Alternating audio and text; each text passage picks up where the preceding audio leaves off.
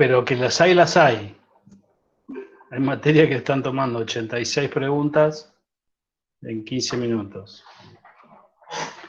Bueno, qué sé yo. Bueno, estamos grabando, le damos la bienvenida a nuestra querida profe y amiga, maestra, guía, de todo un poco, Gladys Ferraro, que nos va a ilustrar sobre este gran tema tan interesante como son las explotaciones agropecuarias y los costos. Voy a compartir pantalla y yo me quedo, Lisandro, anda avisándome. Vamos a esperar 5 minutos más. Dale, son 13:04. Sí, Gladys, No hay problema. ¿No tenés problema? Bien. Mientras tanto, Lucía y al resto del equipo, ¿te acordás, Lucía, que me habías preguntado por qué pinchaba, esa era tu expresión, por qué pinchaba esa celda en la tasa pasiva? Y la verdad que ahí lo estuvimos viendo con Gladys. En realidad, la caja de ahorros está puesto como un ejemplo, como una de las alternativas, como para gestionar cuál sería el saldo mínimo a mantener en una de esas actividades que le permita realizar el equilibrio. Y se tomó la caja de ahorro, tal vez no haya sido el más feliz de los ejemplos, pero porque la tasa de ahorro no tiene tasa activa, es de origen, ¿sí? Es una variable que genera fondos, que obtiene fondos. Y entonces, la tasa esa del 1,5, que salía de la celda de la pasiva, en realidad la podíamos tomar como la tasa activa mínima que debería disponer o proponer un banco como activa. Digamos, si tiene la pasiva de 1,5, como mínimo tendría que tener una activa igual a la pasiva, ¿se entiende? Entonces, como para la nivelación. Si van a usar otro tipo de variables, como por ejemplo los préstamos, que sí generan tasa activa, o los giros en descubierto, que nos generan tasa activa, ahí sí se usa la tasa activa de esa variable que estamos midiendo. ¿Estamos de acuerdo? Lucía, ¿te quedó claro? Sí, perfecto, quedó claro. Muchas gracias. Mientras siguen llegando, paso a Josefina, que nos había preguntado sobre el uso de dos soluciones patológicas de farmacia, creo. ¿Por qué se usaba farmacia 2 veces para un flaco que estuvo internado y que estuvo en terapia intensiva, además de la medicación directa? Bueno, me quedé enganchado con eso. Les mandé un mail a través de la plataforma, no sé si les llegó, para que nos comuniquemos. Y José, vos fíjate que en el enunciado, internación y terapia intensiva tienen relación con farmacia. Hay un factor de dependencia entre internación y es como que internación y terapia intensiva usan farmacia, por lo tanto esos indirectos que correspondían a farmacia. Gladys, tenés dos. Me pude conectar. Apagá el teléfono, entonces. Por eso estoy en eso. Ahí, ya está. Apagué, ya está. Hola, hola. Hace eco. Bajale el... Estoy apagando. Está todo. Ahí. Ahora. Reventalo contra la pared. Ahí está. Bien, genial. José, ¿me estás escuchando? Adelante, cambio. Sí, QSL. ¿Entendiste? Entonces, por eso ese señor pasó por internación, que hace uso de farmacia indirectamente, y pasa por terapia intensiva, que hace uso de farmacia indirectamente. Tiene un factor de correspondencia, que no me acuerdo cuál era el porcentaje en este momento. ¿Sí? Además de recibir medicamentos directos, de asignación directa. Bien, Josefina. aclarados los temas que nos incumben para del práctico, vamos con Gladys y vamos a ir charlando sobre la producción agropecuaria. Me quedo sin ver, Lisandro, si viene alguien o alguien hace una pregunta, me avisas. Dale, Uzi, perfecto. Ahí Josefina avisó que claro se entiende, que está ok. Bien. Bueno, Gladys. Bueno, primero gracias por la invitación y en realidad las clases para uno son, en la vida uno tiene pasiones, ¿no? Mi pasión, que además de Boca Juniors, es las clases de costo. Entonces, como Boca no va tan bien, digo, bueno, me pongo a dar clases de nuevo a ver si me va mejor. Bueno, este material ustedes lo tienen avanzado, Gustavo. Ustedes van a tener, para trabajar con este tema, material en el que se le elaboró, material de uno de los artículos que creo que más enfoca la teoría general del costo con lo que es el costo de empresa agropecuaria, que es un trabajo que preparó la gente, colegas nuestros del IAPUCO en Bahía Blanca, que es los costos de la empresa agropecuaria, y el libro de Arce, que es un libro de agropecuario con un enfoque de gestión. En realidad hay muchos otros artículos que tienen que ver con toda la parte contable, referida a la RT22, a la RT17 y a la nueva RT46, que es más a la parte contable. El consejo que yo les doy es que estos temas los sigan profundizando y cuanto curso ustedes puedan hacer serán bienvenidos. Toda esta temática es mal utilizada por otras profesiones, y lo digo y lo repito porque lo sé, por ingenieros agrónomos, por veterinarios que hacen los máster en administración y les va a quitar el trabajo a ustedes. Entonces, ustedes lo que tienen que hacer es defender la profesión y esto los tiene que llevar a profundizar y a estudiar más todo lo que es la temática de agropecuario, porque seguramente para muchos de ustedes van a ser empresas de las cuales no van a poder decir que no cuando tengan que administrarlas o tengan que hacer los impuestos y las contabilidades. Así que, recomendación, no nos dejemos llevar por otras profesiones, no dejemos que otras profesiones nos pasen por encima. Sí necesitamos de las otras profesiones, porque ahora cuando entremos en el tema, entrar en el proceso productivo como centro de la determinación de costo en la teoría del costo, sí vamos a necesitar de un ingeniero agrónomo que nos dé las especificaciones técnicas, sí vamos a necesitar un veterinario que nos dé especificaciones técnicas, pero nosotros tenemos el know-how de lo que es la gestión. Claro. Seguimos. Viene picante, Gustavo, no sé si bien, te diste. Arrancaste arriba. Bien, me gusta. Viene con las herraduras de punta, ¿viste? Para el gaucho en el campo. Bien. Bueno, cuando yo hablo de empresa agropecuaria me estoy refiriendo a uno o más lotes de terreno que no necesariamente tienen que estar en el mismo lugar, puede estar uno acá, otro y otro en Santiago del Estero, pero que tiene la característica de que es administrado por una unidad de administración, que puede ser unipersonal o no, puede ser una sociedad, Claro.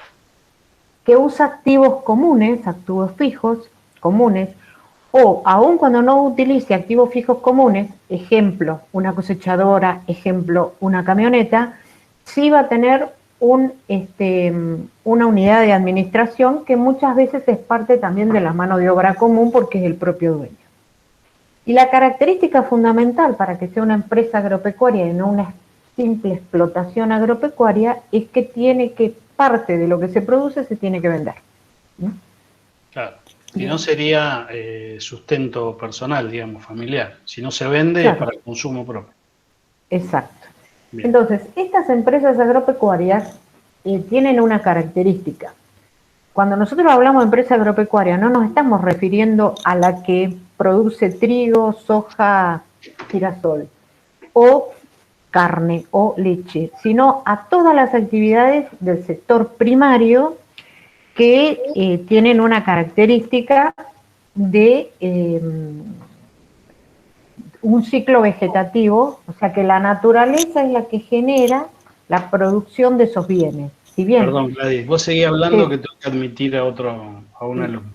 Si bien ustedes están pensando que a veces se necesita de la mano del hombre, es verdad, en las actividades siempre se necesita de la actividad de la mano del hombre, quien hace el trabajo más grande es la naturaleza. Entonces la producción, a diferencia de lo que nosotros podemos decir que para fabricar una torta, yo quiero fabricar más tortas, me compro otro horno o busco otro horno o contrato más personas, aquí tenemos dependencia de la naturaleza, con todas las consecuencias que vamos a tener. O sea, trabajamos en una explotación que tiene amplia incertidumbre, mucha más incertidumbre que otras actividades, y que depende, donde el riesgo es fundamental trabajarlo. Si miramos el proceso productivo, sabemos que hay insumos que alcanzan resultados.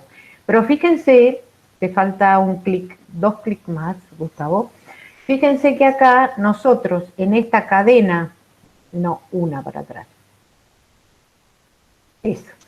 En esta cadena que nosotros estamos viendo de la relación de transformación de recursos en objetivos, empiezan a interactuar el Estado, que si ustedes prenden la televisión o escuchan, van a ver que el Estado hoy está bastante activo en lo que es el sector agropecuario, y la competencia, porque nosotros volvimos a trabajar en un mercado altamente competitivo a nivel nacional y a nivel internacional, y aparece el clima, ¿sí?, como uno de los factores de riesgo más importantes que nos va a afectar en la determinación de los costos. Aparecen los proveedores, aparecen los clientes, los productos que de este proceso que se transforman los factores productivos en productos, van a ser productos, materias primas o productos intermedios en otras actividades, y lo podemos mirar desde un enfoque microeconómico, es decir, miramos el tambo, miramos la explotación, miramos el vivero, miramos la cría de pollo de Carlitos, o podemos mirar, dale un clic más, Gustavo, la cadena de valor, que es lo que ustedes vieron en la unidad 1, ¿sí? Porque acá no vamos a escapar de estrategia tampoco, ni de cadena de valor, ni de posicionamiento de empresa. Entonces, podemos mirarlo desde un enfoque micro o podemos mirarlo desde un enfoque meso, como es el que ustedes están viendo en pantalla, donde ustedes tienen la cadena de valor para poder llegar hasta el consumidor final.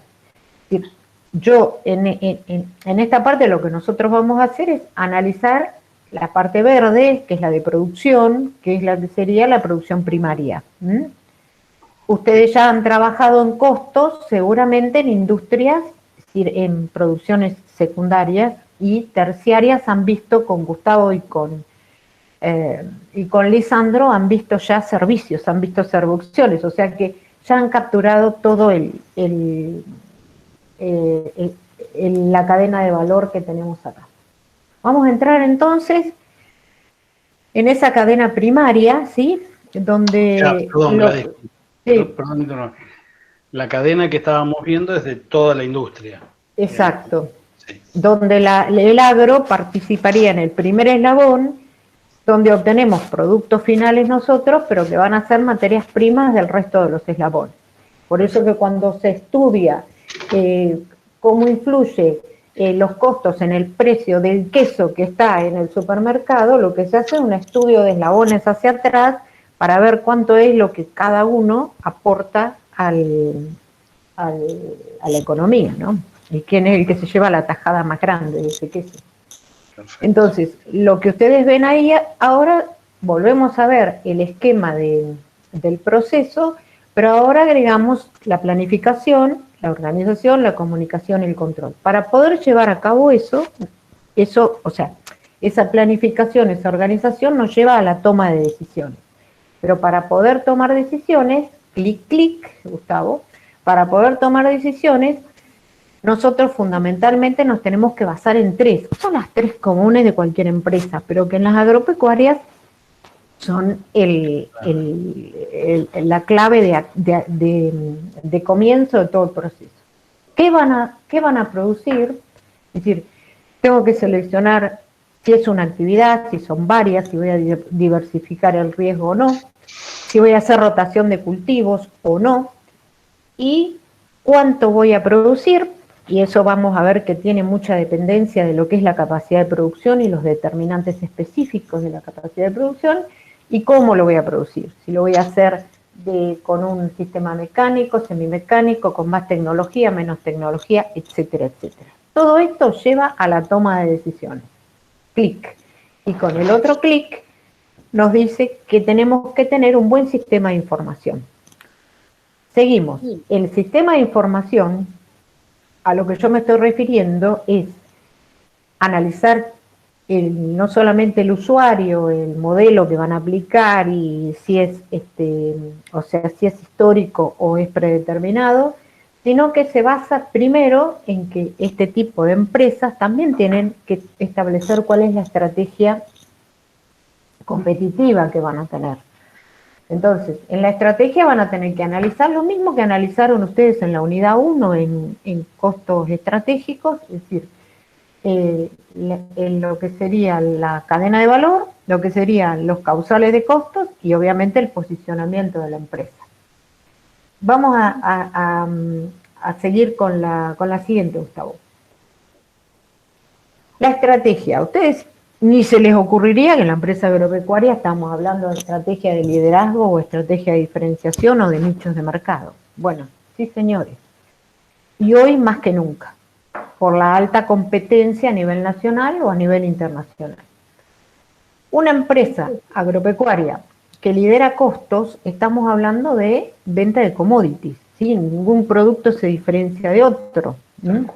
Ahora, si hablamos de diferenciación, capaz que ustedes cuando comen una manzana y la lavan, no se dan cuenta que cuando le van a pegar el tarascón se encuentran con una etiqueta y dice manzana red. En cambio, la que está en el cajón de al lado es una manzana común.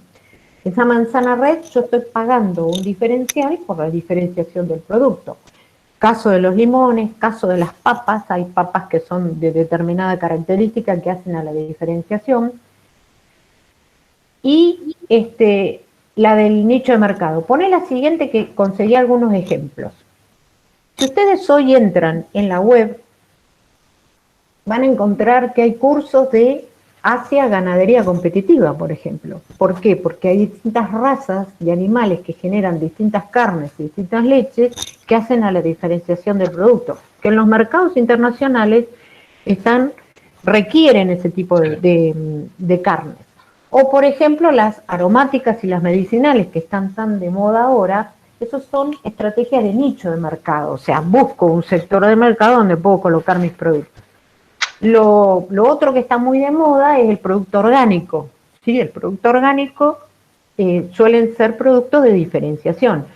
Y les traje porque está lleno de jornadas y cursos de capacitación referidos a la diferenciación de productos, ¿sí? Hoy los productos, a diferencia de lo que era antes, buscan calidad y están tratando de correrse de lo que son los commodities. Exacto. También por una cuestión de productividad, digamos, y por el cansancio de los suelos. Está bien, le van buscando la vuelta. O por la poca presión, o porque lo que menos presión impositiva o del Estado tenga, que te liberen más las exportaciones. Bueno, en estos momentos otra vez la soja es el commodity más pegó otra vez otra estampida, sí. Está a valores más altos que con Néstor. Veremos qué pasa. Bueno, esto es referido a la estrategia. El usuario, como siempre, ustedes saben, los usuarios internos, los usuarios externos, pero importante es cómo vamos a usar la información.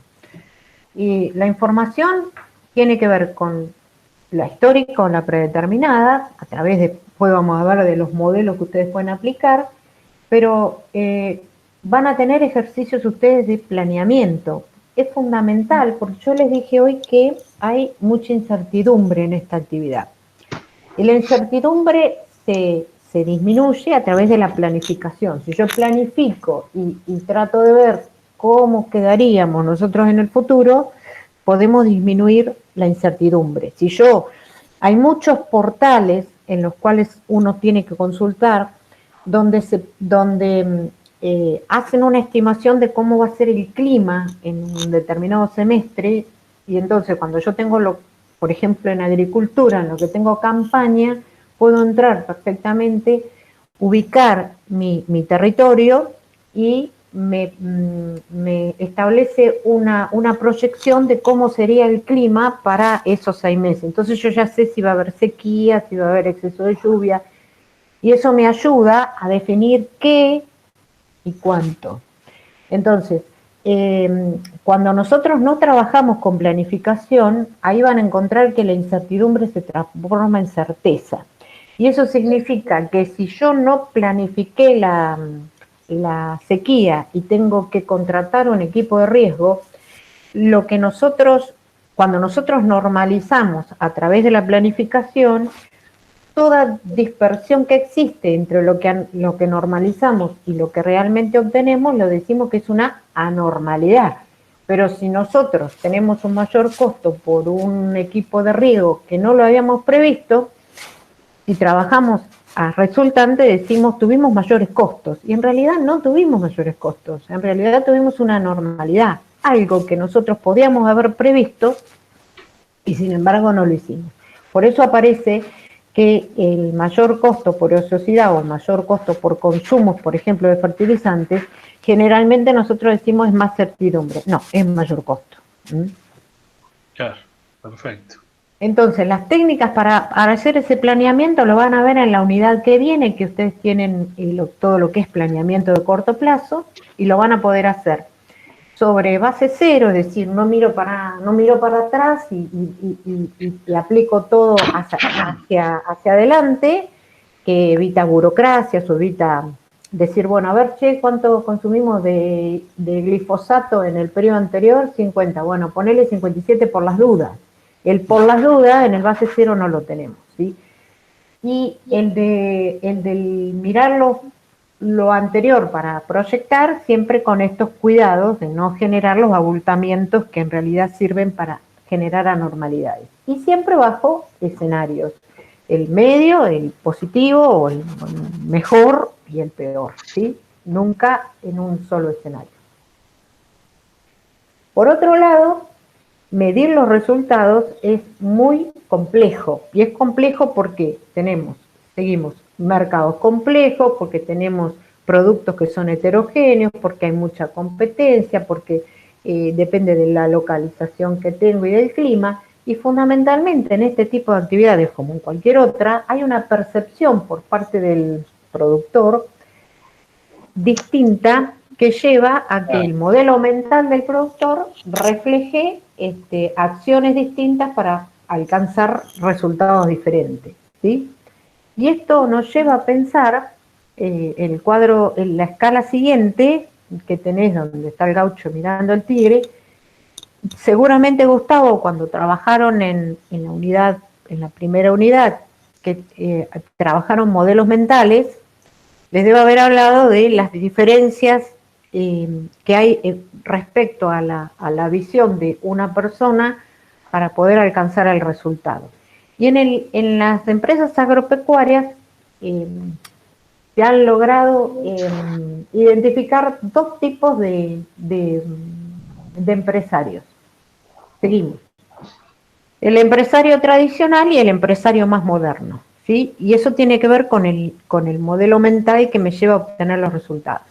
El empresario moderno es el que generalmente tiende a buscar la rentabilidad y es de corto plazo. Eso significa ir agotando el suelo sin pensar en el largo plazo, donde el suelo es el capital, el mayor capital que tiene este tipo de empresas.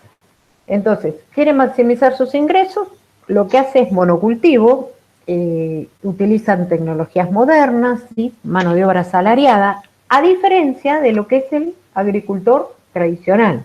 El agricultor tradicional es el que cuida la tierra, por lo tanto rota los cultivos o hace rotación de actividades, autoconsume parte de la producción. Sus tecnologías son tradicionales, muchas veces más rudimentarias, no tanto con uso como, de la... Claro, no tanto como el anterior y con diversidad de cultivos. no, Entonces, no tanto como el chino con el buey este. no, bueno, tan rudimentarias no, pero eso es tradicional. Sí. eso es tradicional.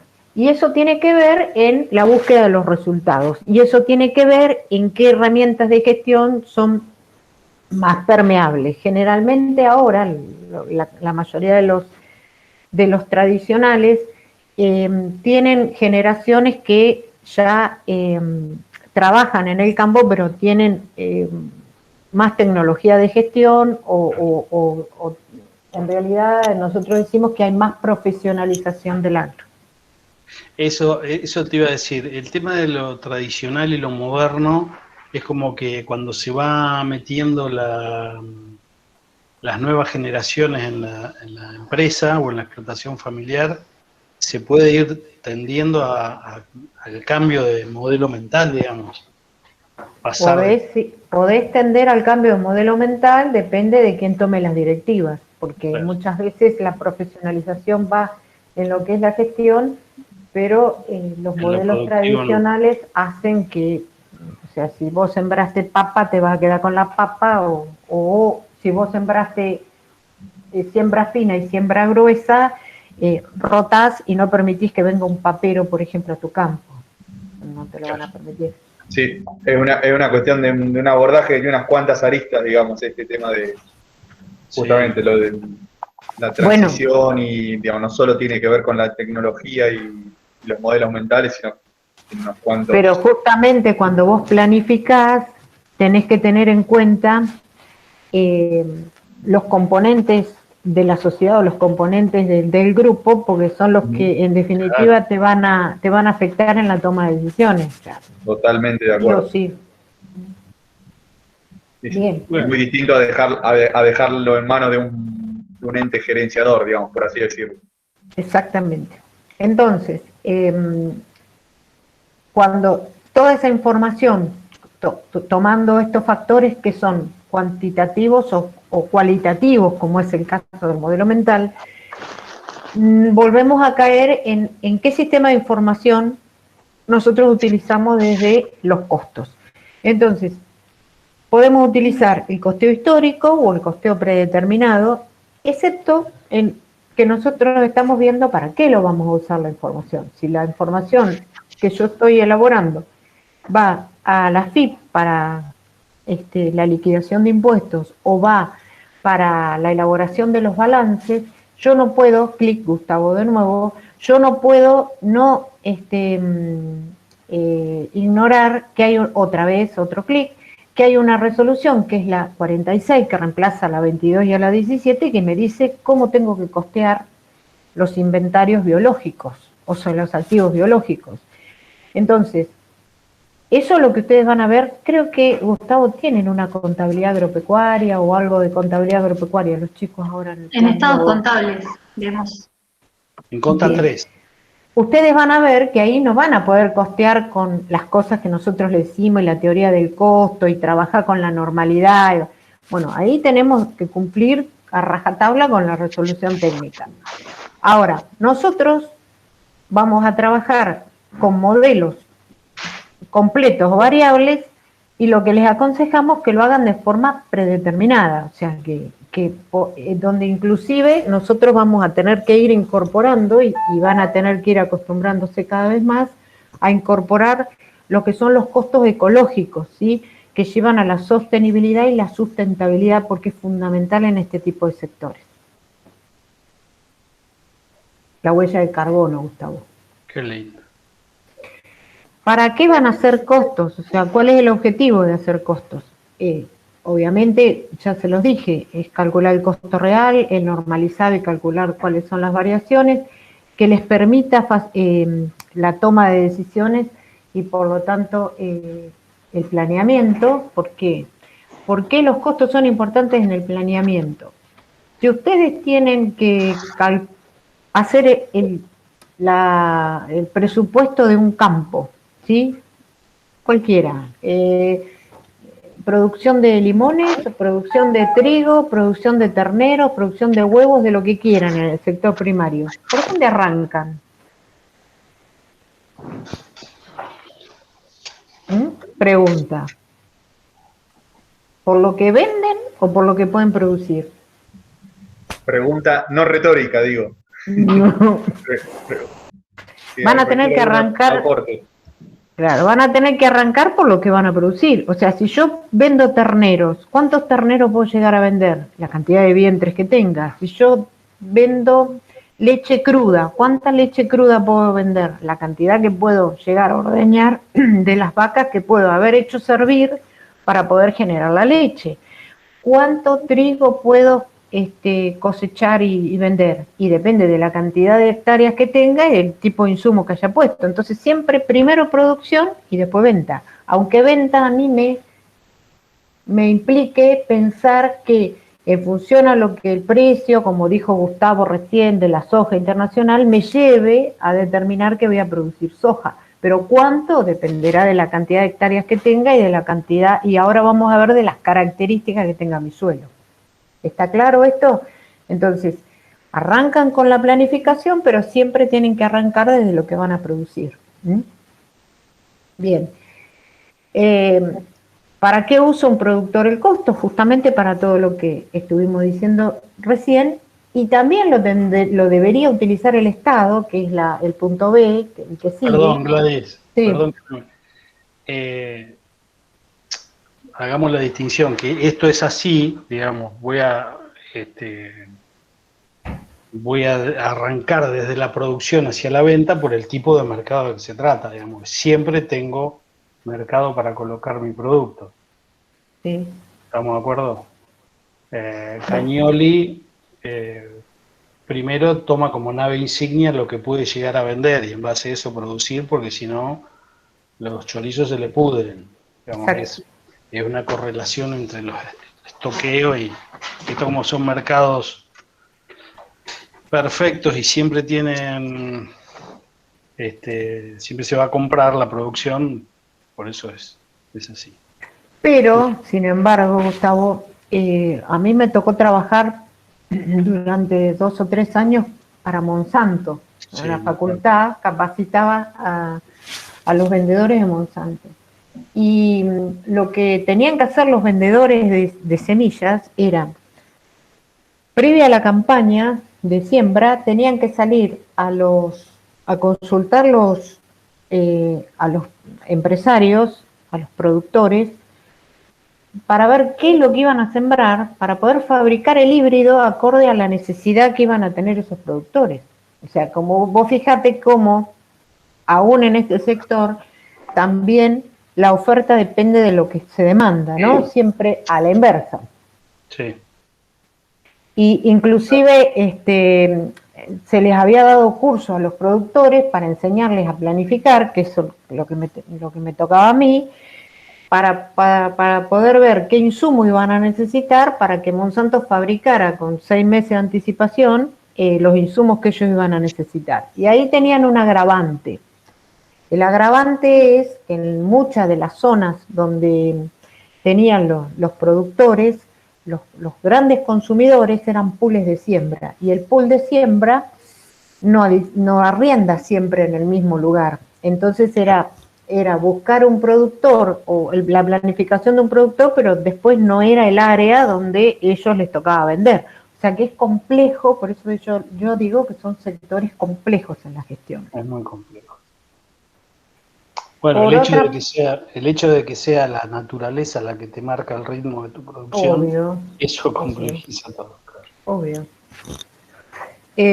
Por otra parte, el Estado también debería usar los costos. Nosotros tuvimos la experiencia hace unos años que desde el IAPUCO, desde la DECOM, desde la Dirección de Estudios Mesoeconómicos, fueron convocados para que calculen los costos de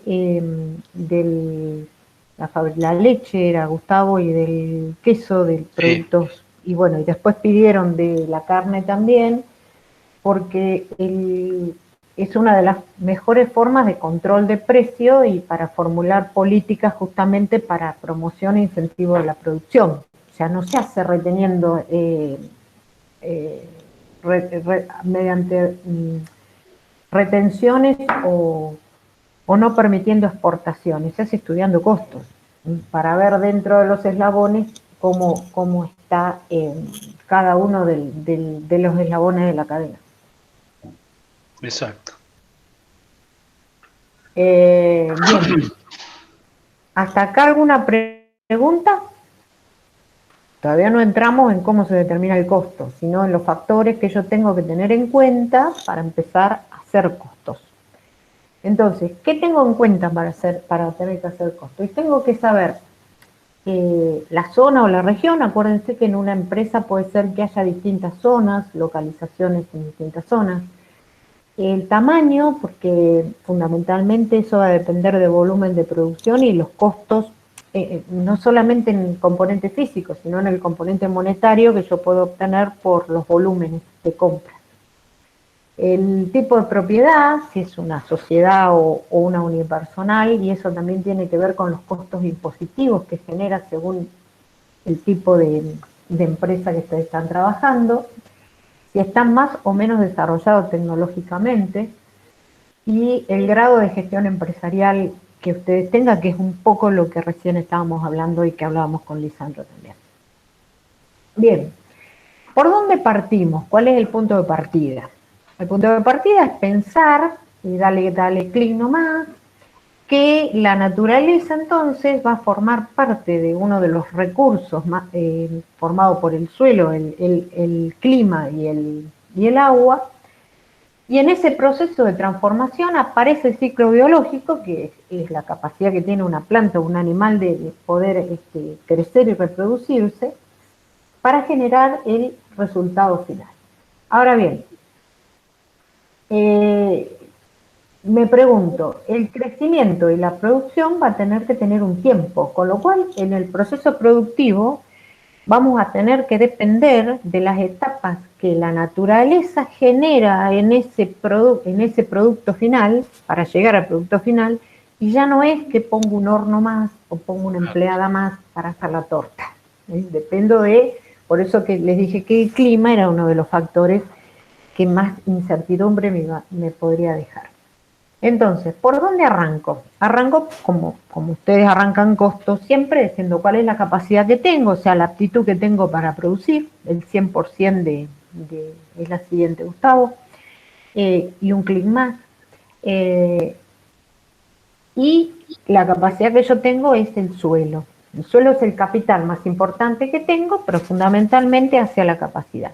Y si ustedes leyeron Osorio, que seguramente lo han leído y lo han releído, mucho. El gran Osorio, Osorio habla de condicionantes de la capacidad, pero lo hace más para las empresas que son del sector secundario y terciario, no del terciario todavía. Nosotros hemos avanzado con Gustavo en el condicionante del sector terciario. Pero en el sector primario, los condicionantes fundamentales los hacen las propias características ¿de quién? Del suelo.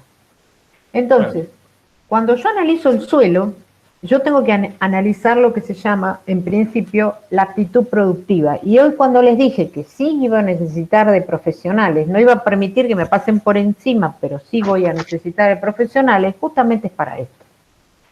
¿Por qué? Porque a mí un ingeniero agrónomo me puede decir cómo está compuesto el suelo. Cuánto de agua, cuánto de componentes orgánicos, cuánto de componentes inorgánicos tiene ese suelo, ¿sí? Entonces, necesito saber los componentes del suelo para poder ver cuál es la profundidad y la calidad del suelo. Eso es lo que se llama grado de aptitud productiva. Eso, ¿qué es perdóname Gladys, qué es la profundidad?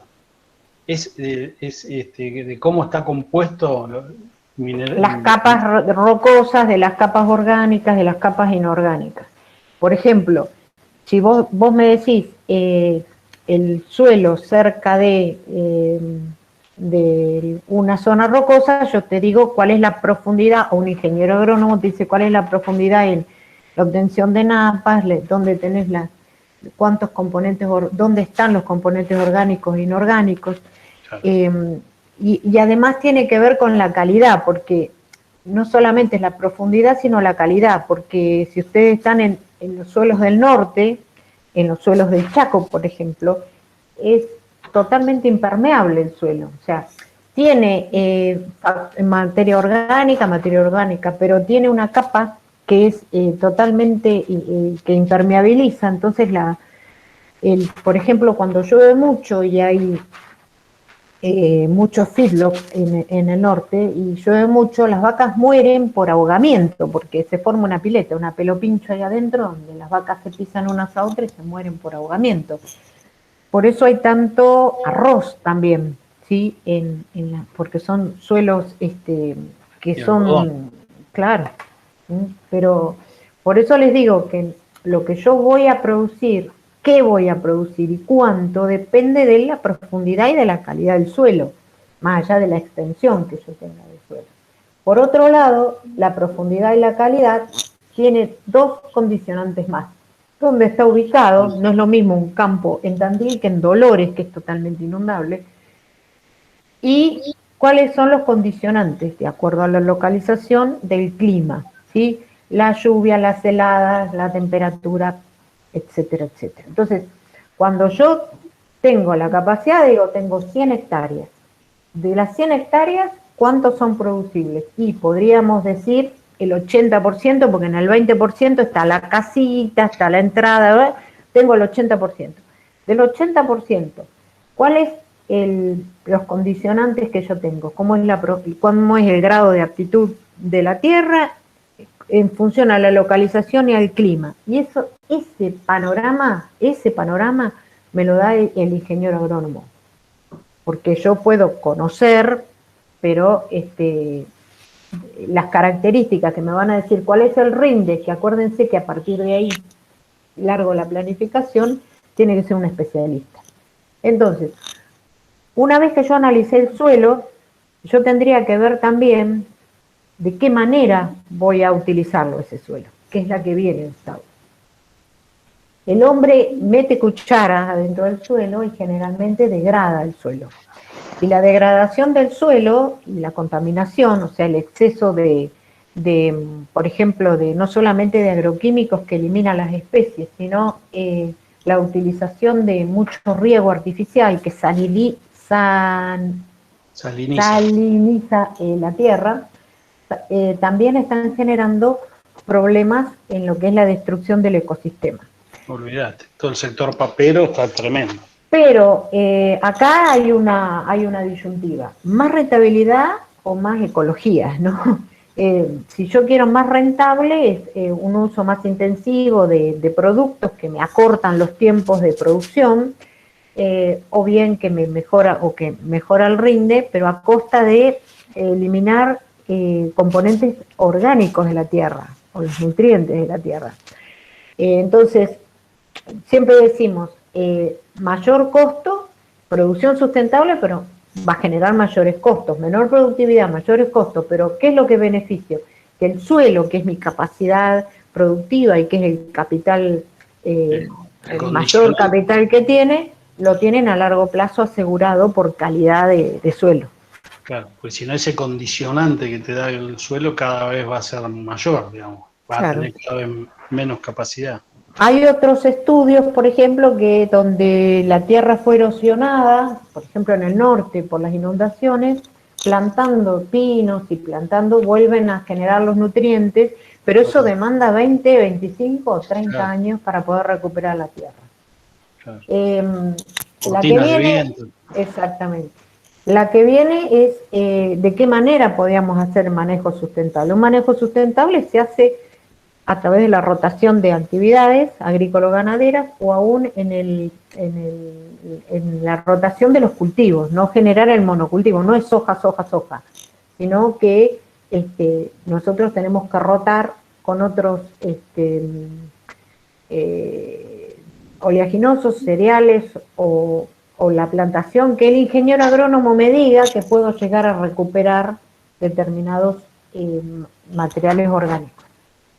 La tierra, tal como nosotros en este momento con la pandemia, se estresa y tiene un estrés, lo que se llama el estrés productivo, ¿sí?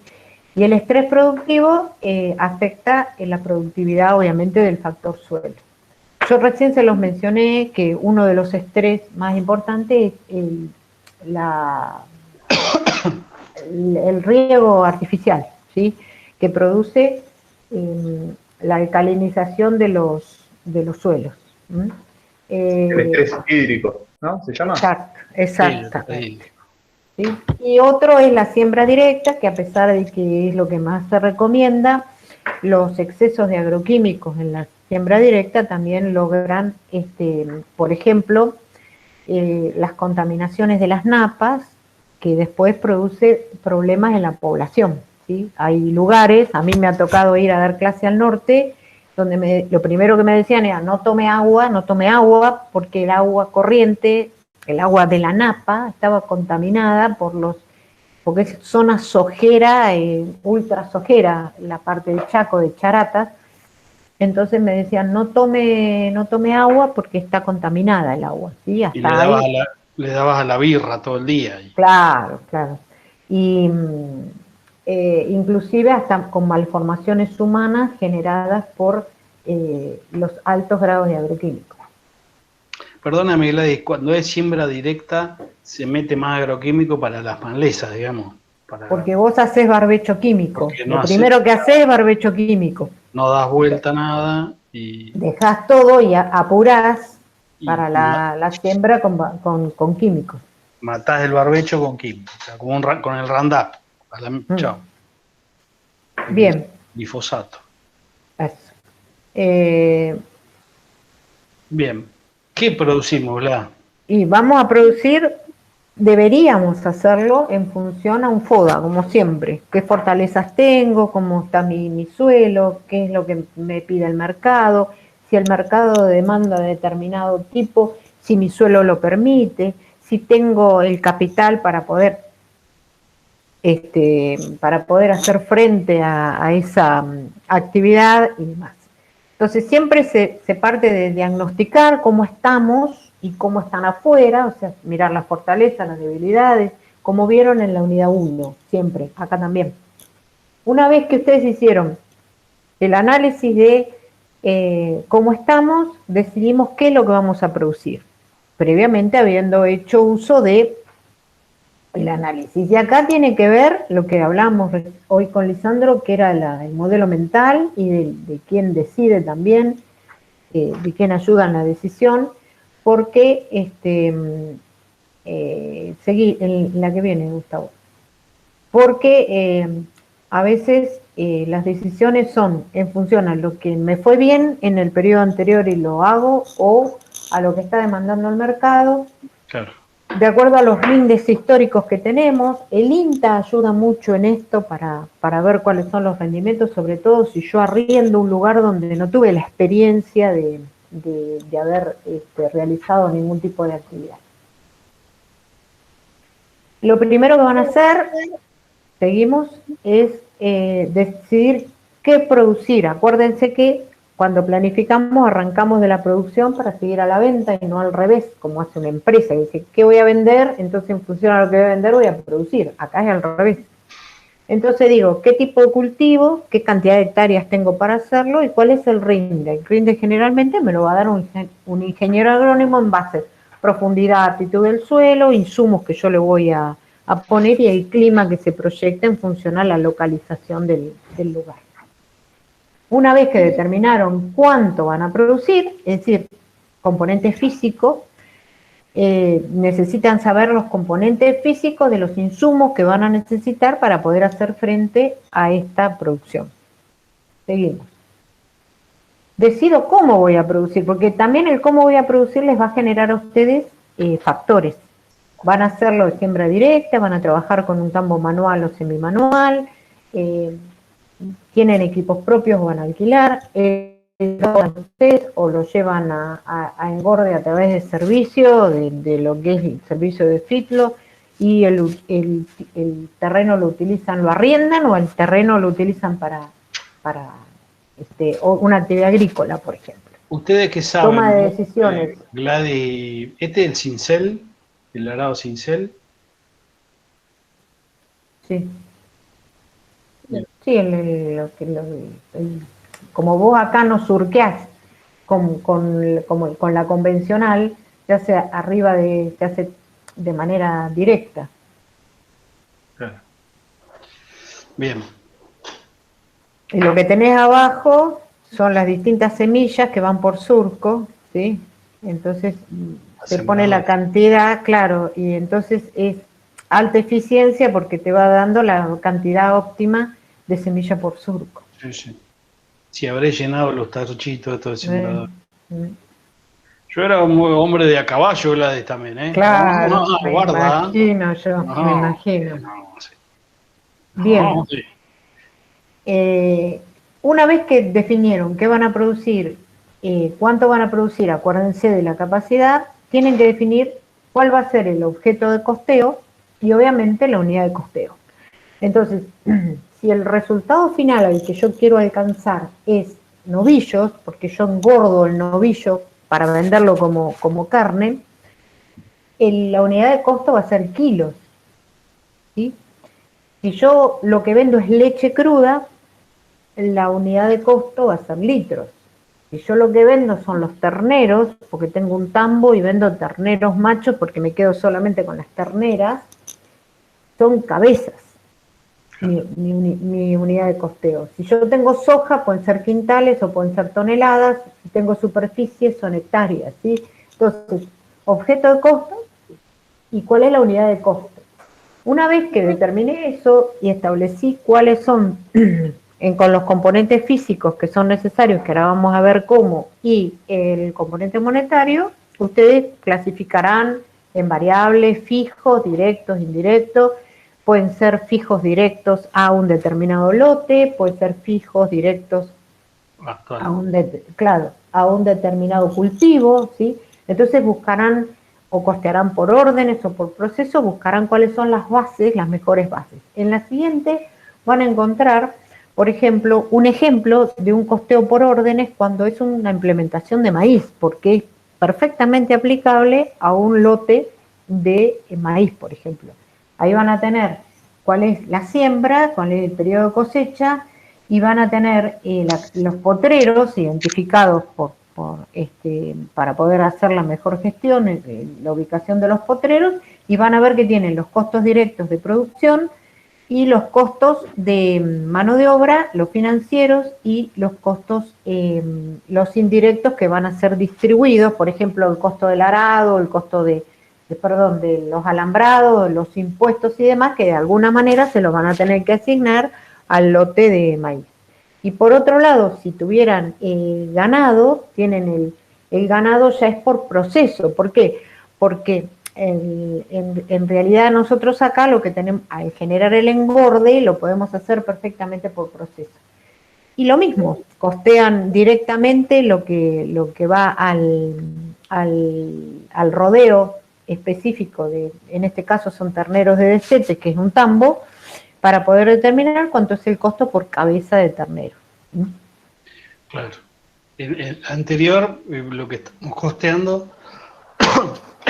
es la cementera, digamos, el lote Exactamente. en el cual estamos sembrando. Claro, por hectárea, en este caso es por hectárea. Por hectárea. Sería lo mismo que la ficha médica o con la solución patológica, digamos. ¿Pueden utilizar otro sistema? Perfectamente. Esto es un ejemplo, ¿sí? Ahora, las bases también, como ustedes vieron en costos, ustedes utilizaban la base más adecuada, la que más se identifica, como lo deben haber visto en el modelo del servicio médico, con la solución patológica, que ustedes distribuían en función a bases, como hoy mencionaste la farmacia, o la cantidad de horas UTI, o la cantidad... Bueno, acá lo mismo, acá se le da, lo que tienen acá, son ejemplos de bases que utilizarían en ganadería, en agricultura o para la estructura productiva, ¿sí? Cada uno utilizará la que mejor o que la que considere más adecuada para la actividad.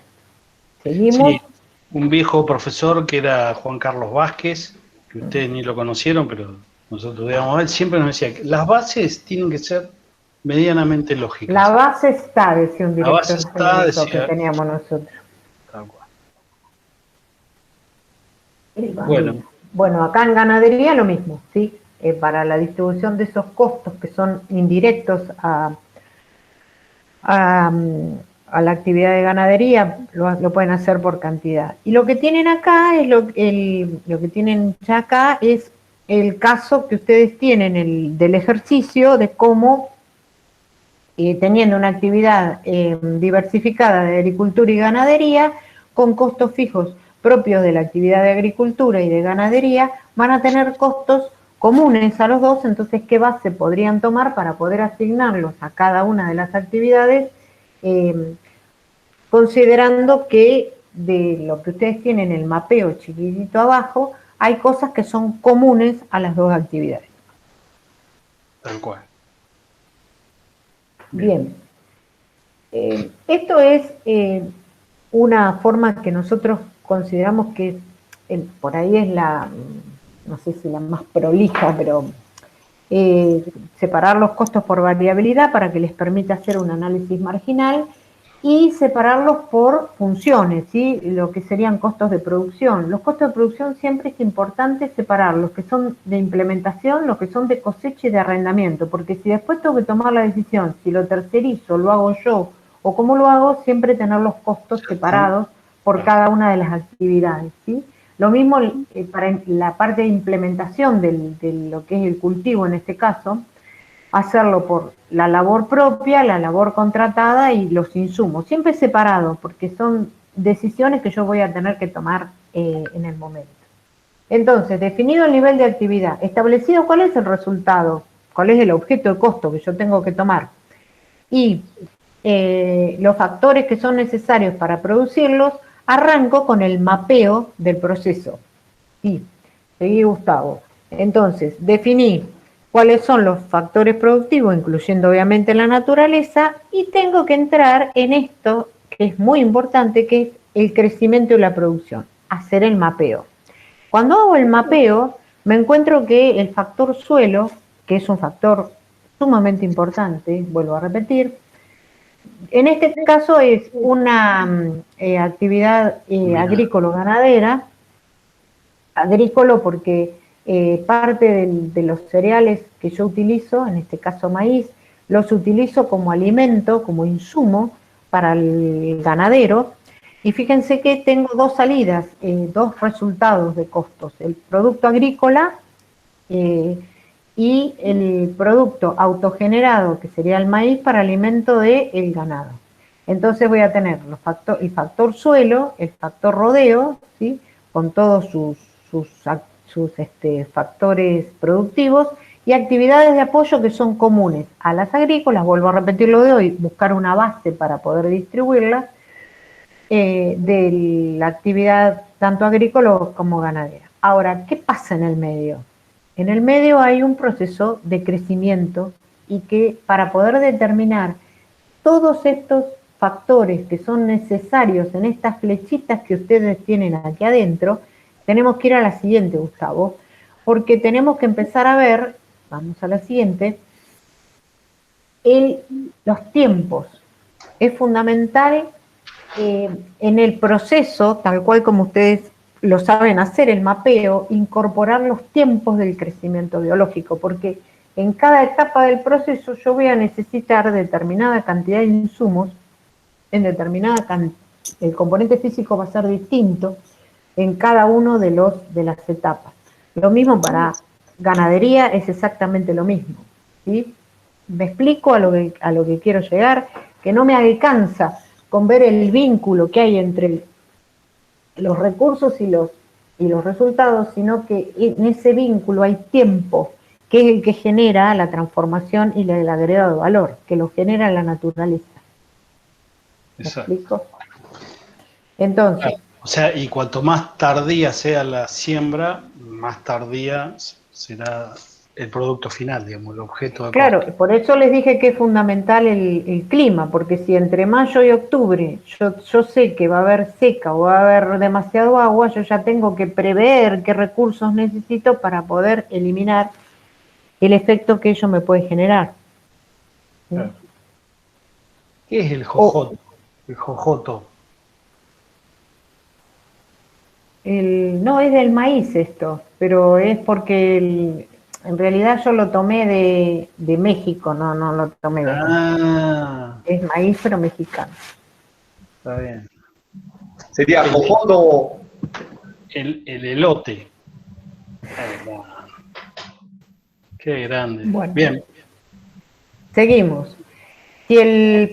Acá ustedes tienen el caso de una siembra convencional, es decir, lo traduje a palabras, lo estoy traduciendo a palabras y ustedes tienen el tipo de cultivo, la cantidad de hectáreas, las parcelas, como les dije hoy que era importante identificarlo para poder hacer gestión, y tienen las distintas actividades en ese ciclo de tiempo que hoy vieron en el caso del maíz. Y ahí van a tener que ir identificando los insumos que se necesitan, o sea, los factores productivos necesarios, componente físico y componente monetario. Esto, perdóname la ignorancia, en caso de siembra directa, Sí, no igual se tenés, hace. no, en las actividades vos lo que es arar, disquear, rastrear, la labor cultural es una sola, que es el barbecho. Bueno, Y después en el inmediatamente crecimiento, hacen la siembra. y el aporque igual se hace, sí. Después ¿Cuál? cuando va creciendo, aporcar, que es volver a pasar las rastras, los discos, para armarle la cuñita de tierra abajo en la base. Depende del cultivo y a veces, o sea, lo podés hacer, pero dependiendo del cultivo. En este caso Claro. el maíz, sí. Bien, La diferencia que tenés es la preparación del suelo. O sea, acá. vos Ahí. ahorrás tiempo acá, porque por los meses que tenés que tardar entre una siembra convencional, vos ya estás achicando el tiempo. Tiempo y costo Y tiempo y versus, costo, exacto. versus el costo del Sí, químico. hoy tenés tecnológicamente, por ejemplo, todo lo que es trillar, hilerar, ensilar y enfardar.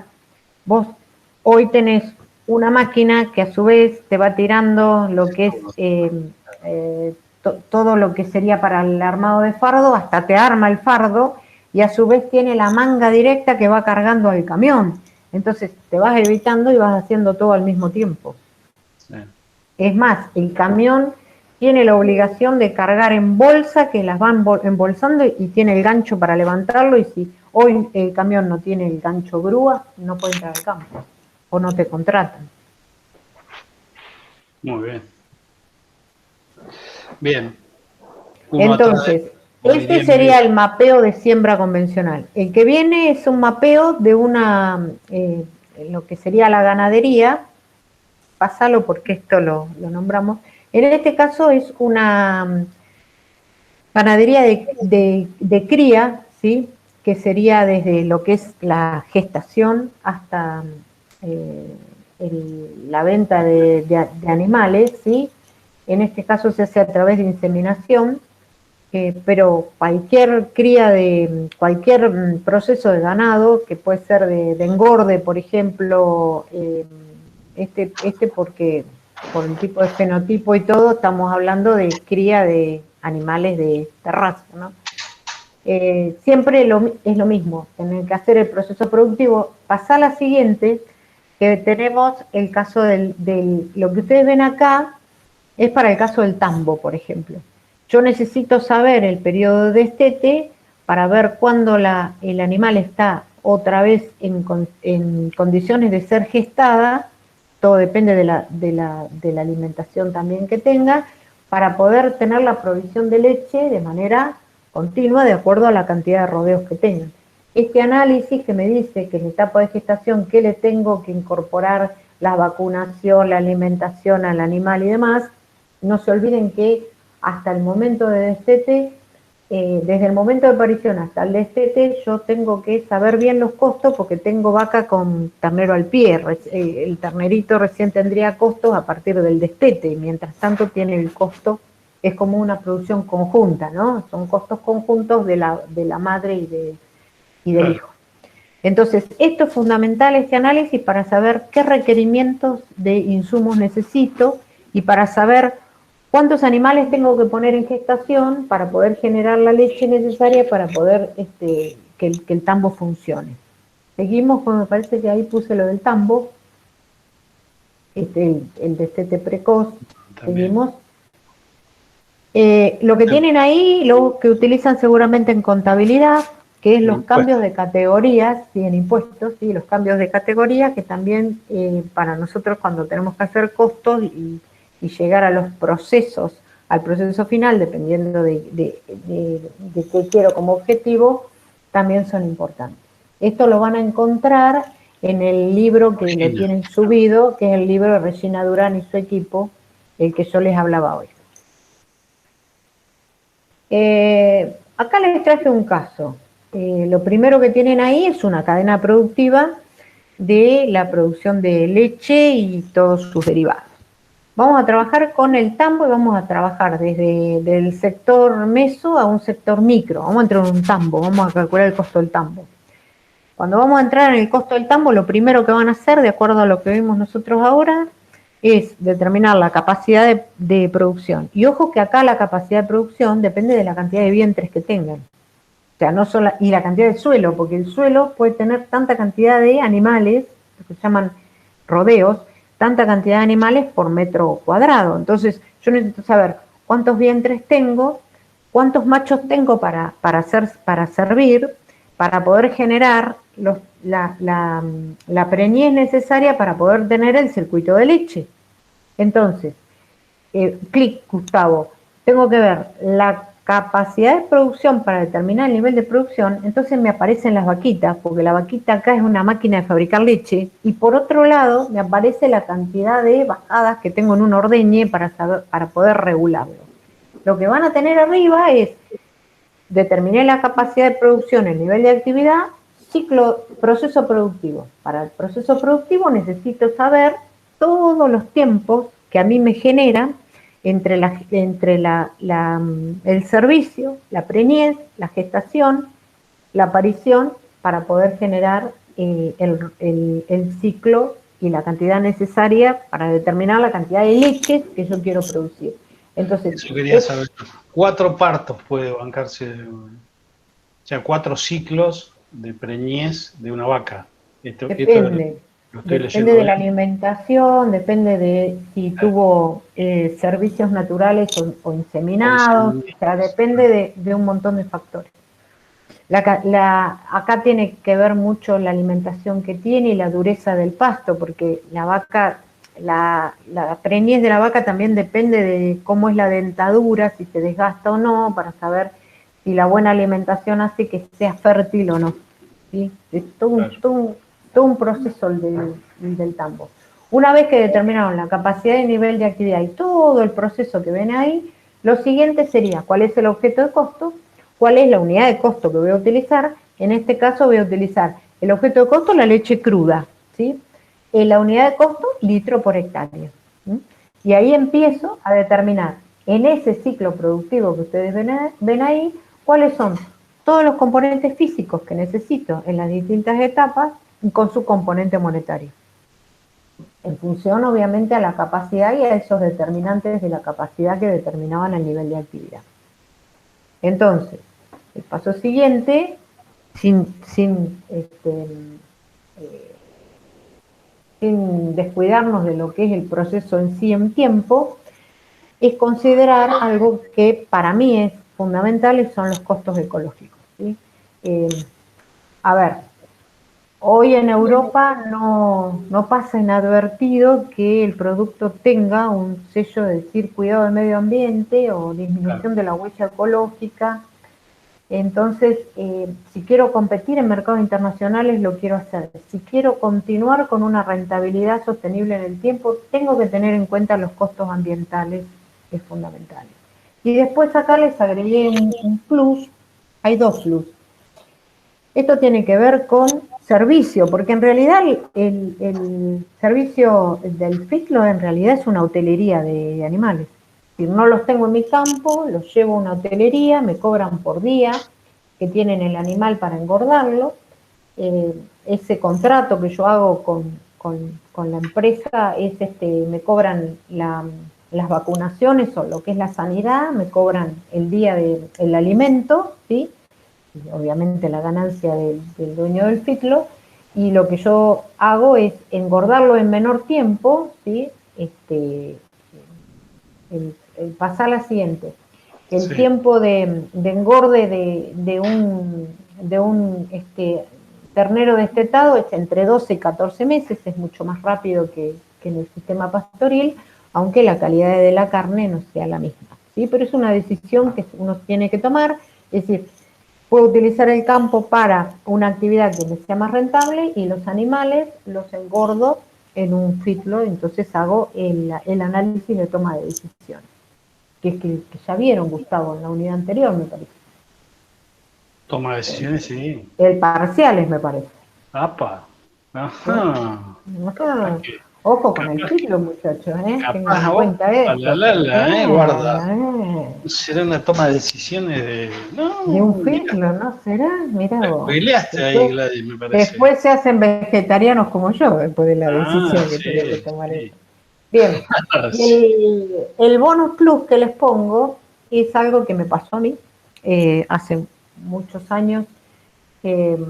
Cuando recién me gradué, me mandaron a un tambo, a aprender un tambo, porque teníamos que calcular el costo del kilo de grasa butirosa para la leche de la cuenca lechera de Mar y Sierra. Y yo lo único que sabía que la leche era rica, que la vaca tenía 4 patas y una teta y no tenía mucho más. Un cliente mío, que tenía una gomería, nada que ver, era técnico en lechería. Entonces me dijo, yo te enseño. Entonces terminaba yo el horario de trabajar en el estudio y él venía y me enseñaba técnica de lechería. ¿Por qué? Porque tuve que aprender el proceso de un tambo semimecánico para poder hacer costos, teoría del costo. Entonces, en el proceso, cuando yo analizaba el proceso, íbamos por el tambo con un ingeniero agrónomo. Y el ingeniero agrónomo me iba diciendo, ¿ves esto? Fíjate, me dice. ¿Ves esto? Fíjate. Ese fíjate me sirvió para determinar cosas que eran anormales en el proceso de producción, que si yo no lo hubiera conocido, no sabía si era anormal o no. Entonces, tomar una mala decisión, no tener las reparaciones suficientes, un alambrado roto y demás, me genera lo que se llaman costos ocultos, que es lo que yo les dije hoy, que todo pasa a ser costo cuando en realidad no es costo. Bueno.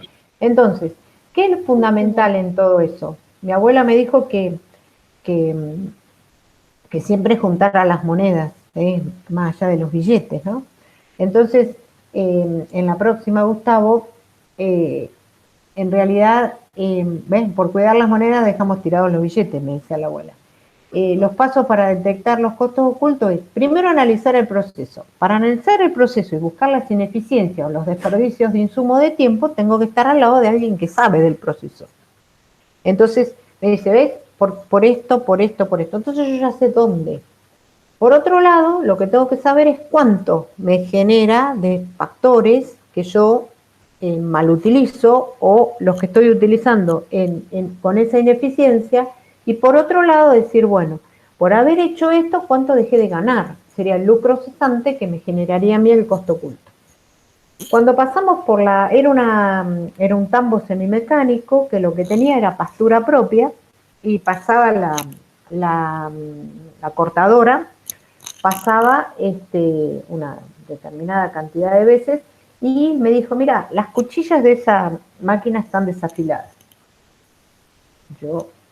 Entonces me dice, una cuchilla desafilada de esta máquina, me acuerdo que costaba el afilado en ese momento 2.000 pesos, una cosa así. Me dice, esto te genera un mal corte y por lo tanto la diferencia es la velocidad que va a rebrotar la alfalfa. En realidad el corte no era neto, entonces ese corte desgarrado hacía que la alfalfa tardara más tiempo. Seguimos, Gustavo. Y con 4 desmalezadas en esas condiciones, perdíamos 10.000 kilos en un mes de primavera de pasto fresco por hectárea. Eran, con solo 4 desmalezadas, perdíamos de crecimiento, era un mes, perdíamos de crecimiento porque tardaban en rebrotar y equivalía a 10.000 kilos de pasto fresco. Entonces el ingeniero me dice, el 25% de contenido del pasto fresco es lo que se llama materia seca del forraje, que es lo que en realidad al animal le genera la energía y el alimento para poder generar la leche. La leche, claro.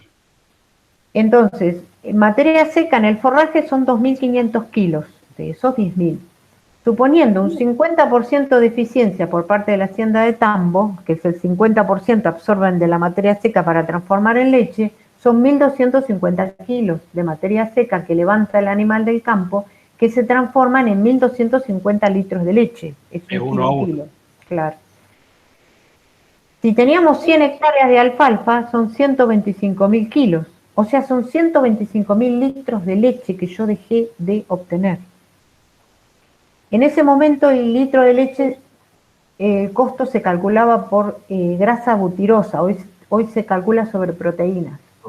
Y en realidad eran 3.4 de grasa butirosa, el bombón de la torta era que esos 4.250 kilos de grasa butirosa representaban 85.000 pesos. Y acuérdense que afilar la máquina eran 3.000 o 2.000 y pico. Entonces deja de ganar 85.000. Eso es el costo oculto, generado por una ineficiencia en el uso o por no hacer una reparación en el momento que correspondía. Si yo esto no lo considero o no lo analizo como una anormalidad, yo puedo considerar que son mayores costos los que tengo, y no son mayores costos. Claro. Es averiguar el por qué se está generando un problema. Los japoneses siempre dicen que hay que preguntarse 5 veces por qué. Y en este caso nos estamos preguntando, y me quedé congelada como yo misma, nos estamos preguntando 5 veces por qué. Muy bien, Gladys. Se me cortó la máquina, se me cortó la cámara. Estás congelada en la cámara, No, pero... no tengo cámara, no, directamente me quedé sin cámara. Escuchamos perfecto. Ya 2 horas es imposible para mí.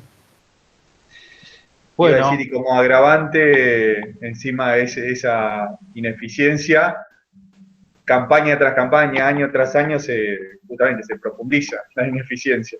Con lo cual la pérdida es mayor, digamos, porque al no afilársela, digamos, cada vez es incremental. Otro caso de costos ocultos, por ejemplo, típico es el teléfono descompuesto en el campo. Me dijo el capataz tal cosa y se van perdiendo, entonces, o darle una máquina nueva a alguien que no hizo la capacitación para el manejo, entonces perdés parte del cultivo, bueno, pilas de ineficiencia que no solamente se dan en el campo, pero son lo que nosotros llamamos costos ocultos. Eso es lo que ustedes tienen que aprender y se tienen que llevar como know-how para poder superar al MBA veterinario o al MBA agrónomo, ¿no? Claro, exactamente. Lo importante es que si ustedes tienen que ir a trabajar en una empresa agropecuaria, nadie los corre con la vaina, digamos.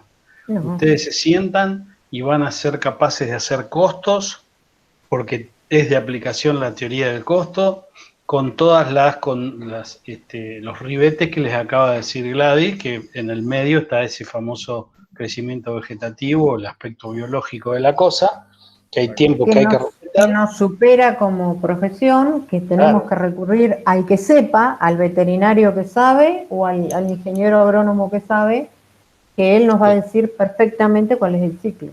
Pero bueno, eso ya está muy, muy estandarizado, también eso se puede normalizar y también se sacarán los desvíos exactamente que se puedan encontrar. Así que, digo, es una actividad más que tiene todos sus ribetes, más allá de los temas contables e impositivos, que ahí Bueno, eso es harina de otro costal, tendrán que seguir las resoluciones técnicas, pero a la hora de gestionar y determinar costos, debieran ir por este camino. Al menos nosotros recomendamos que vayan por este camino. Eso Gladys, te demuestra, Gustavo, que sí. el primer periodo, porque ustedes estudian por principio la teoría del costo cuando nosotros nunca nos acordamos cuál es el primero o cuál es el segundo. Jamás. El primer principio, como dicen ustedes, el costo es su extensión con S. Y eso significa que abarca todas las actividades. Y se lo han demostrado, los chicos han trabajado durante este cuatrimestre, trabajaron con servicios, con hospitales, trabajaron con tecnología, trabajaron con todas las actividades habidas y por haber, y se dieron cuenta que siempre utilizamos lo mismo. La teoría del costo con los 4 modelos básicos. Así que lo demostramos. Pusimos a prueba el principio 1 y lo demostraron. Tal cual. Está claro. Gladys, hay un tema que está vinculado con uno de los ejercicios y hago yo la pregunta porque seguramente son tan tímidos estos muchachos que probablemente no te la hagan. Contanos un poco sobre la UTA, eso que yo te había adelantado. La Unión de Transportistas Argentinos. Sí. O la Unión Tomadores de... Sale con el bombo en este momento. Claro. Bombo Chori. Gladys, a ver, bueno, contanos un poco y después te repregunto. Puede ser 12 décimas que saco mi perro porque me está clavando las uñas. ¿Cómo no? Métale. Bueno, chicos, mientras tanto, ¿alguna pregunta, dudas? ¿Alguien escribió algo? ¿Se durmieron? ¿Están por ahí? ¿Cómo vinieron? Ahora ¿Les pareció interesante? Se aclararon algunas dudas de los videos y del práctico. Ahora, esta pregunta de la UTA, yo sé que muchos la hacen porque los descoloca. No hemos hablado de la UTA, de esta referencia, digamos, que nos da la gente del agro, y es para el tema de las labores, y está aplicado a uno de los prácticos. Entonces, bueno, le preguntamos a Gladys a ver cuál es la función. Bueno, la UTA, la unidad de trabajo agrario, lo que Exacto. llamamos unidad de trabajo agrario. En realidad es un invento de los ingenieros agrónomos, del INTA, digamos, ¿sí? Del Instituto de Tecnología Agropecuaria. Cuando ustedes tienen cuando el productor tiene la necesidad de determinar o tomar una decisión, lo siembro yo, o hago la siembra yo, o contrato, cuánto será el costo de esto y demás. El INTA lo que hizo fue un estudio por zonas, por regiones, y determina el costo que debería tener un servicio para un tractor, o sea, determina hipótesis, ¿sí? Tractor John Deere de tantos caballos, que consume tantos litros de combustible por hectárea, que necesita de un empleado con tantas horas de trabajo, que tiene determinada antigüedad, bla, bla, bla. Cuando yo normalizo un costo, lo que hago es defino hipótesis, ¿sí? O condiciones. Lo que hizo el INTA fue establecer para una determinada región, están para los de Pergamino, están para los del centro de la provincia de Buenos Aires, para todas las regiones, cuánto sería el costo de la siembra, de la arada, de la cosecha, de la fertilización, del fumigado, con insumos y recursos y factores de determinadas características. Lo que hace es decir, eso lo traduzco a litros de, tiene varios componentes ese costo, la mano de obra, el costo financiero, las depreciaciones de las maquinarias que utilizan, ¿sí? El costo, obviamente el costo laboral, y el combustible, lubricante, mantenimiento de los equipos. Te hago el primer paréntesis. Sí. como su nombre lo indica, es la unión de trabajo agrario. Es, en realidad no hay semilla, por ejemplo. No hay un costo variable. No. Es solamente por el laboreo. Vos el costo de la semilla la podés tomar porque depende del proveedor que tomas. Pero, por ejemplo, si yo tengo que hacer un costo más directo y decir, ¿y cuánto me saldrá cuántos pesos por hectárea me demandará la siembra o la cosecha o la fertilización de esto? Tomo la tabla y me fijo.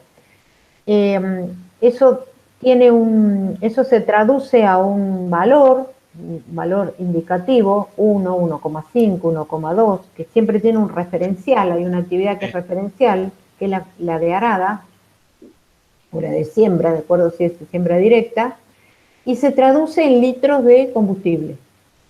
Entonces, lo calculo hoy y digo, estos son 5.000 pesos. ¿Cuánto está el litro de combustible hoy? Tanto. Entonces, esto me equivale a 1,40. 1,40. Yo mañana, cuando el litro de combustible me dice que equivale a tantos litros de combustible, lo multiplico por el precio del combustible y siempre tengo un valor actualizado. Sí. Es una ventaja. A ver, y si lo hago yo, me pregunto, bueno, si lo hago yo, lo que tengo que tomar es un 64%, un 60%, porque dentro de ese valor, de esos que yo les estaba indicando antes que se me congelara la máquina, que yo les dije que tenía la depreciación, que tenía los recursos humanos, los costos financieros, tiene el rendimiento pretendido del dueño de la empresa que va a hacer el servicio.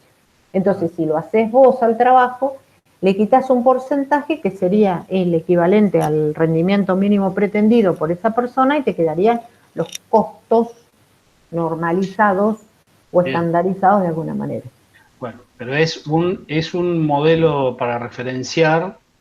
Es un modelo para referenciar y para que cuando vos tengas que sacarlo vas a ver eso y no vas a tener elementos que olvidarte cuando tengas que hacer la normalización también del costo. Perfecto. Entonces, a la hora del ajustado al práctico que tenemos ahí en el aula virtual, para cada paso del ciclo de producción, para la siembra, para la cosecha, para la preparación, etcétera, hay una UTA específica, claro, más los insumos variables directos a... Porque si no, nosotros le tendríamos que haber dado, en ese caso, el costo laboral, cuánto cuesta la hora, las cargas sociales, el costo financiero y demás. Entonces directamente tomás, simplificás tomando la UTA.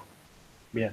¿Sí? Eso es un poco clarificando, creo que hay el tercer video de Empresa Agropecuaria. Sí, que es el caso práctico. El caso práctico que también está desarrollado por Gladys, muy bien explicado, para que por ahí se perdían con las flechitas que iban de un lado al otro. Era propósito para marearnos. Usando la UTA.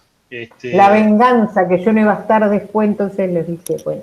De todas maneras, bueno, si quedan dudas al respecto, de acá hasta el lunes, podemos consultarnos.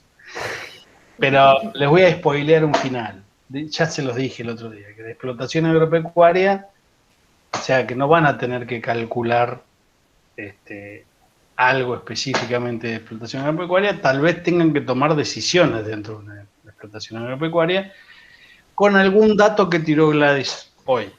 O sea, que era fundamental. Hay mensajes subliminales en la charla de hoy de Gladys. Acuérdense, capacidad, condicionantes, tiempos en el proceso productivo. Ustedes tienen que tomar decisiones, tienen tiempos en el proceso productivo. Lo hago yo, lo hago hacer a otro. En el tiempo, ¿cuánto me cuesta el tiempo que dejo de...? Acuérdense esto del costo oculto, el tiempo.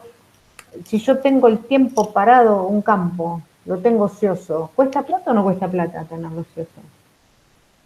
Entonces, yo sé que ahí hay un lucro cesante que yo dejo por ese campo ocioso. Entonces, esas cosas tienen que tener en cuenta.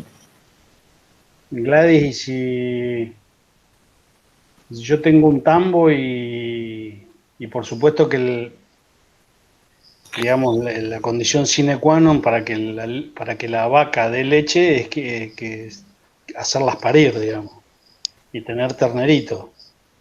Y si los terneritos no me entran en mi campo, ¿qué hago?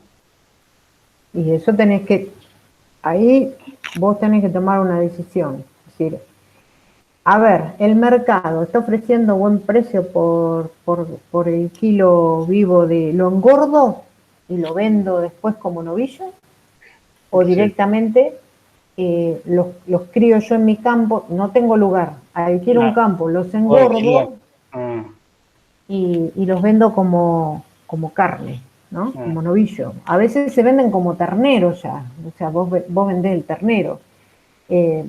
Al ternero se lo vendés a un criador, o directamente lo crías vos porque sabés que en el tiempo de engorde podés generar una mayor rentabilidad. O al destete yo lo puedo mandar a un feedlot. También, para que te engorde en menor tiempo. O lo puedo engordar yo y alquilar un pedazo de campo. Exactamente. O podés venderlo como ternero a alguien que se te ofrece, a alguien que tenga un establecimiento de cría y le vengan bien los terneros, vos podés vender un ternero. Alguno te lo tendrás que guardar vos como semental. Claro, sí, para seguir la reproducción. Perfecto. Digo, eso podrían ser procesos de toma de decisiones, ¿no? Donde va a haber costos relevantes y costos no relevantes. Sí, obviamente que cuando ustedes toman decisiones, y sobre todo en decisiones agropecuarios que generan inversiones que no son monedas, son muchos billetes, la decisión el costo no es el ombligo del mundo. Entonces, no se puede tomar la decisión solo por lo que los costos dicen, sino que también tienen que hacer un análisis financiero, un análisis comercial, ¿sí? O sea, es una toma de decisiones multidisciplinaria, digamos, de varios sectores, porque no es la decisión solo que por el costo a mí me conviene. A veces, el costo de oportunidad también. Exacto. Lo que me ahorro por hacerlo yo. Eso también. Bueno, Gladys. Ojo que yo no lo mencioné, pero hay un costo en el sector agropecuario que es fundamental. Siempre hay un costo un costo de oportunidad, siempre hay un costo de oportunidad, porque la persona que tiene tambo tiene el costo de oportunidad de lo que no estaría ganando por arrendar el campo o por ponerlo en otra actividad. Y el que tiene agricultura es lo que dejo de ganar por arrendarlo. Entonces siempre se pone como mínimo el costo del arrendamiento que dejaría de perder si la actividad la hacen ellos mismos. Claro. Siempre tiene un costo financiero, ¿sí? La actividad propia. Tal cual. Bueno, Gladys, te liberamos, te agradecemos de corazón. Clara, como siempre nos iluminás. Sí. Mira, tenía la linterna acá del celular para iluminarte. Y tengo una propuesta para hacerte por tema de huella de carbono, si es que todavía tenés ganas de escribir para los congresos. Hay algo muy lindo. Tengo un problema en la escritura, no aplico el idioma inclusivo, entonces tengo un problema. No, va a estar muy bueno. Bueno, después lo charlamos, tranquilo. Bueno, chicos, nosotros aprovechamos también, los despedimos, los liberamos. Creo que aprovechamos una linda charla con Gladys. Si alguien tiene alguna pregunta para hacerle directamente a Gladys y algún pedido de bendición, porque ella tiene teléfono directo con el barba. Con la Virgen de Guadalupe, ¿no? Cualquier res o con la Negra de Guadalupe. Así que tenemos salvoconducto. Muy bueno, Gladys, gracias, en serio. Si está todo bien y les pareció interesante, lo podemos dejar acá. Nos vemos el lunes a las 13 y van a tener habilitado 13 y 5, vamos a habilitar el cuestionario. Vamos a estar ahí al menos los primeros 10 minutos como para acompañarlos y después ya van a poder levantar la tarea y tomar las decisiones que tengan que tomar. Así que bueno, estamos en contacto. ¿Alguien alguna consulta? ¿Preguntas, dudas? Al final, ¿cuánto tiempo tenemos para la teoría y la práctica? Lo que quieras. Podemos tener... no lo tenemos definido, pero podrían ser 10 minutos para, o 15 minutos para el cuestionario y podría ser 1 hora y media o 2 para la práctica. No me importa porque pueden consultar, usar los simuladores. En realidad tienen que pensar. Pensar. No, Tienen que combinar. perdóname, pero lo que tienen que hacer es lo que tienen que hacer siempre. El simulador los ayuda en la parte matemática, el número, pero la decisión la tienen que analizar ustedes. O sea, no se la da el simulador. Individualmente, o sea, no todos van a tomar la misma decisión y nos damos cuenta si son todos la misma decisión. Así que ni siquiera da para copiarse. No nos preocupamos por eso. Bueno, listo entonces. ¿Alguna consulta para hacerle a Gladys? No, nada. Quedó clarísimo. Más claro, echarle la bandina. Bueno, Gladys, te agradecemos de corazón. Bueno. Espero, esta fue la primera invitación, pero no va a ser la última. Tal vez con planeamiento te volvamos a... Pero cómo no. ¿Cómo no? Avísame un ratito antes, así acomodo la cámara. Ese es mi único problema. Hay que enfriarla, hay que poner un ventilador atrás nada más. Sí. Ahora está bien. Bueno, Gladys, te mandamos un beso grande. Chao, gracias por la invitación. Gracias. Que les vaya bien en el parcial. Gracias, Gladys.